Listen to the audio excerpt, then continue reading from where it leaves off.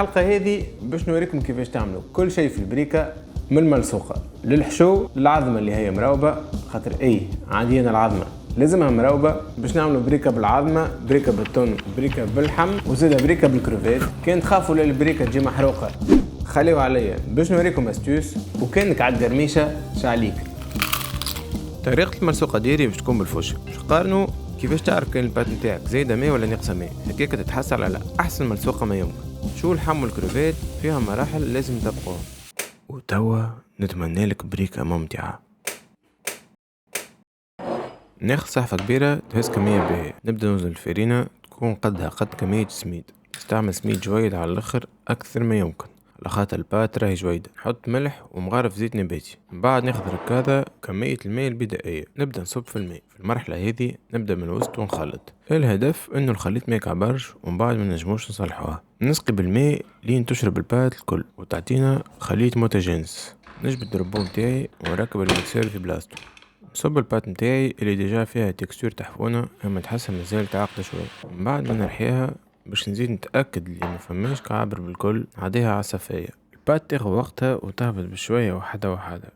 باش تكون البات الاستيك يلزمها ترتاح باش الجلوتين ياخذ روح بالوقت. سكرها بالسيلوفان ونخليها ترتاح ساعتين. حاضر مقلتي اللي ما تلصقش. خارج البات متاعي من بعد ساعتين. سميد خذا وقته باش يشرب الماء. هذه التكستور اللي لازم تحصل عليها. تقرب برشا للباتا كريب سوبل، كي تحركها تصور لك شوية الموفمون متاعك، وكيف تهز الفوشة تظهر سائلة. كراهية متاع سميد شنو تعطيك؟ دونك كمية الماء في الوصفة مش ديما صحيح، ولازمك تعادل بالعين.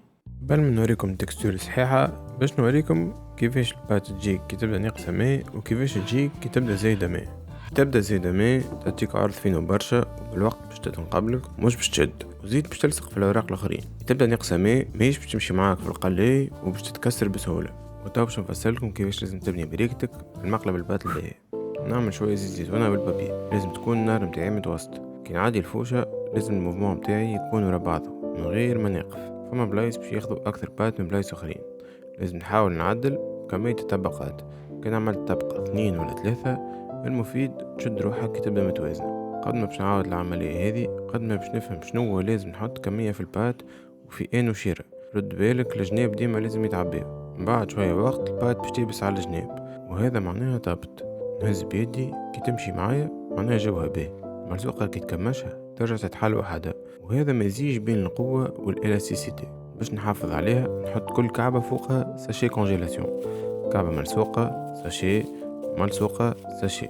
تبقى لك في الفريجيدير 3 أيام وفي الكونجيلاتور 3 شهور. البات متاعي جات تحفونة وكل ورقة تفصل وحدها. اكتبلي في الكومنتير شقولك فيها. خارج كوكوت فيها ماء، سكينتي ناكيري قتل الباستا على الحشو هي البطاطا. حاول نقص البطاطا بالكبير، كل كعبة نقصها على 2 بعد على 3. البطاطا تجيب في ماء بارد وملح. الملح باش يفوحها، كان الماء سخون باش يشهبها. بعد 20 دقيقة من الغليان نشوف بالفرشيطة كان البطاطا طابت. نغفصها في عقلي وما لازمش يبقاو طروف كبار. قص بصلة ونحطها مع الخليط، شوية فلفل أكحل بنربيه ونعاود نخلط بالكدا. بعد نحضر حشو اللحم.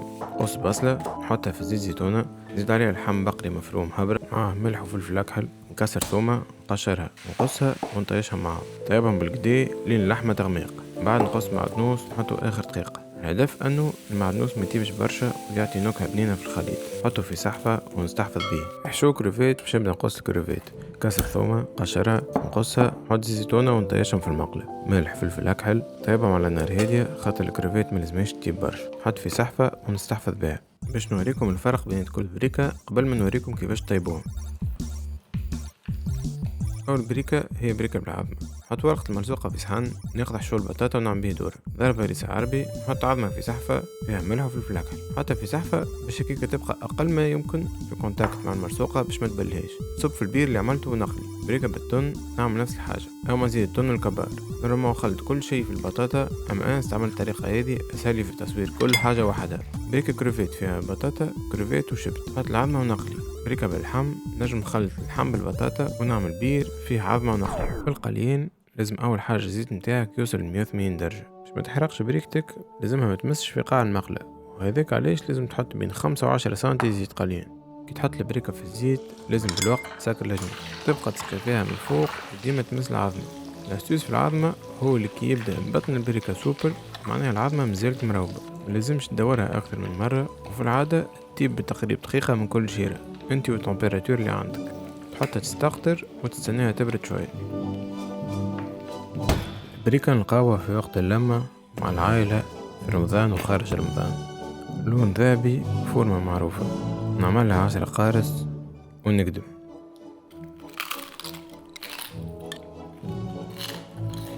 قرميشة عالمية، عظمة ذايبة. البريكة هي جامعة متاع تكستور مختلفة في حاجة واحدة. أنا تعجبني كي نغطس المرسوقة الطايبة في العظم، من نجم نقول كان تحيا البريكة. عمل جو في الحلقة هذه على خاطر حبيت نوريكم حاجة عندي برشا نحب نعملها. البريكة تبع التراث التونسي في الماكلة، وكان المرة الجاية تحبوا نعملوا طريقة المرسوقة باليد حطوها في الكومنتير، قولوا لي زيادة شنو السر متاعكم باش العظمة تجيكم مروبة. أنا هذا جوي. كان عجبتك الحلقة حط لايك وبني روحك. كان عندك سؤال تجم تسألهولنا في الكومنتير واحنا نتقابلوا في الحلقة الجاية.